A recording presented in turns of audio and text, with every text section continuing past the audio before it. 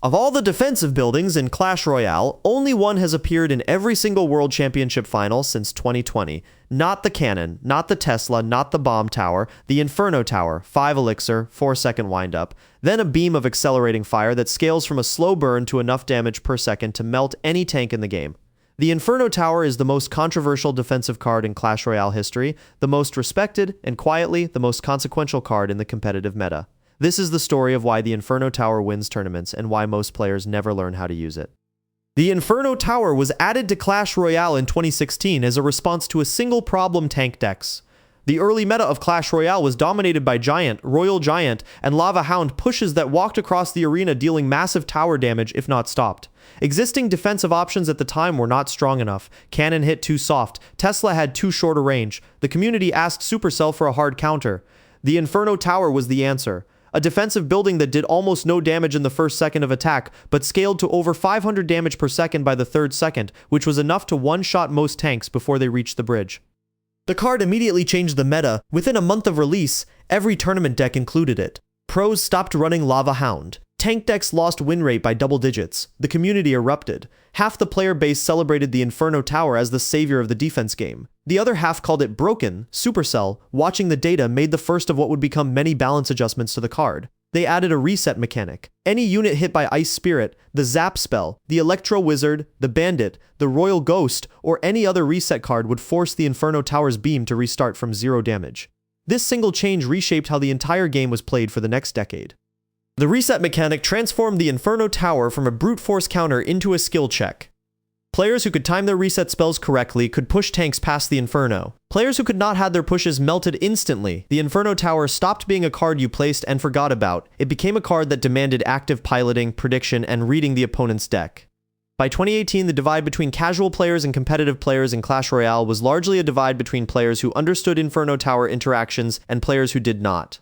For the next several years, the Inferno Tower was the most studied defensive card in Clash Royale. Pro coaches built entire training videos around when to drop it, where to place it, and which lane to defend with it. The placement matters enormously. Drop it too close to the river and a Hog Rider runs past it before the beam locks on. Drop it too close to the King Tower and it cannot reach the bridge. Drop it diagonally between the 2 Princess Towers and it covers both lanes but commits to a longer reach. Pros learned to drop the Inferno Tower in different positions depending on what their opponent was running, what spells they had cycled, and what stage of the match they were in. By 2023, the Inferno Tower was a fixture of competitive Clash Royale. World Championship finalists ran it in PK-Ka decks, bridge spam decks, and beatdown decks. The win rate at the top of the ladder consistently sat between 52 and 56%, well above average. The card was not a meta-defining card in the same way the Hog Rider or the Archer Queen were. It was something quieter. It was a defense that simply worked when piloted correctly in any meta against any push.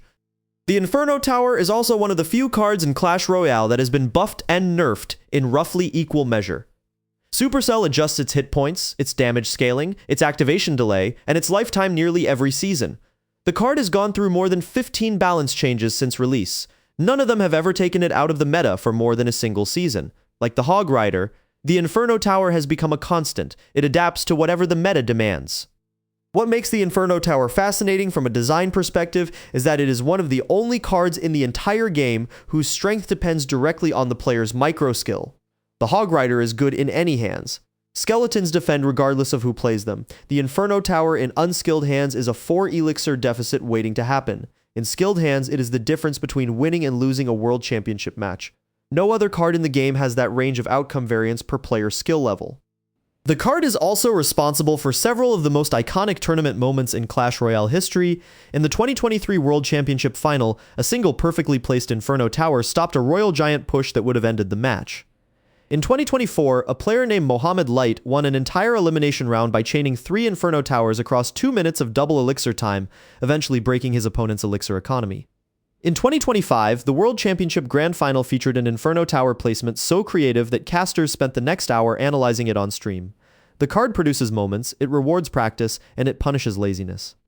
For the average ladder player, the lesson of the Inferno Tower is simple. If you want to climb past mid-ladder, you have to learn it. Not just deploy it, learn its placement, its reset interactions, its target priority, and its cycle implications. The Inferno Tower is the single biggest skill gap card in Clash Royale, and the only way to close that gap is repetition. Watch pro replays, practice in friendly battles. Pay attention to where pros drop the Inferno Tower against different decks. The information is freely available, the skill is the bottleneck. In 2026, the Inferno Tower remains the most respected defensive building in the game. Tournament caster panels still highlight it whenever it appears. Reddit threads still debate its optimal placement. New players still ask what they are doing wrong when their Inferno Tower keeps getting reset. The answer, after a decade of evolution, is the same. The Inferno Tower wins tournaments. It always has, it always will. Subscribe to Royale XP for the full guide on how to play it correctly.